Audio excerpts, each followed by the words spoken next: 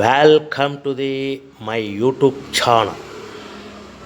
ఇప్పుడు చూస్తున్న వీడియోలో semi automatic hydraulic single die buffet plate making machine. ఈ మిషన్లో వెరైటీ డిజైన్ అంటే paper plate border zigzag design అంటారు.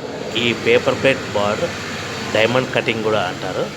సో ఈ మిషన్లో మనము ఈ బఫే ప్లేట్లు జిగ్జాగ్ బఫే ప్లేట్లు మార్కెట్లో హెవీ డిమాండ్ ఉన్నాయి. సో ఈ semi automatic hydraulic paper plate machine కొనుక్కున్న తర్వాత ఇంటి కరెంటు మీటర్ కాకుండా దీనికి సపరేట్గా commercial category to single phase meter fit చేసుకోవడం వలన భవిష్యత్తులో ఎలక్ట్రిసిటీ డిపార్ట్మెంట్ నుంచి మనకి ఎలాంటి ప్రాబ్లమ్స్ ఉండవని మీకు అందరికీ మంచి సలహా ఇస్తున్నాను, పాటించవలసిందిగా కోరుతున్నాను. ఈ semi automatic hydraulic single die మిషన్కి 1 HP మోటార్ వస్తుంది.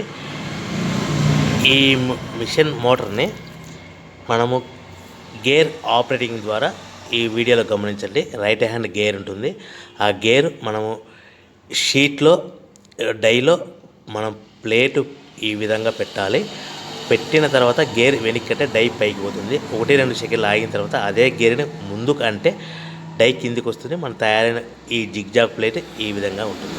సో ఈ బఫే ప్లేట్ జిగ్జాగ్ ప్లేట్ అనేది చాలా మార్కెట్లో హెవీ డిమాండ్ ఉంటుంది.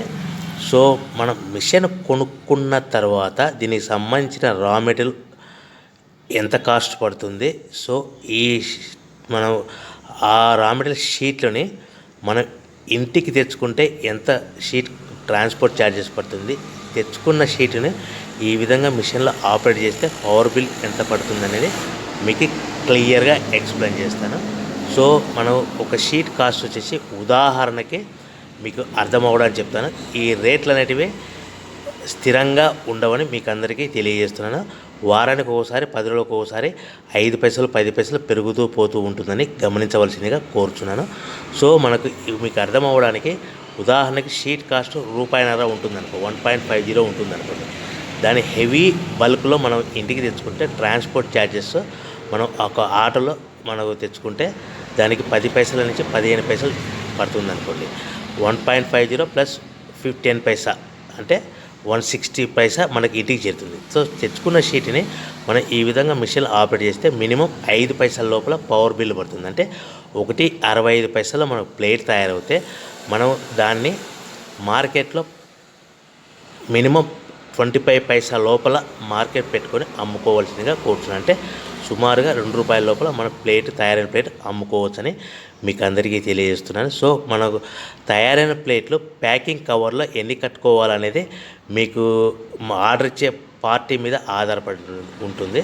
సో మీకు సింపుల్గా అర్థం అవ్వడానికి 15 ప్లేట్లు 15 ప్లేట్లు అన్నారనుకోండి, 14 ప్లేట్లు ప్లస్ కవర్.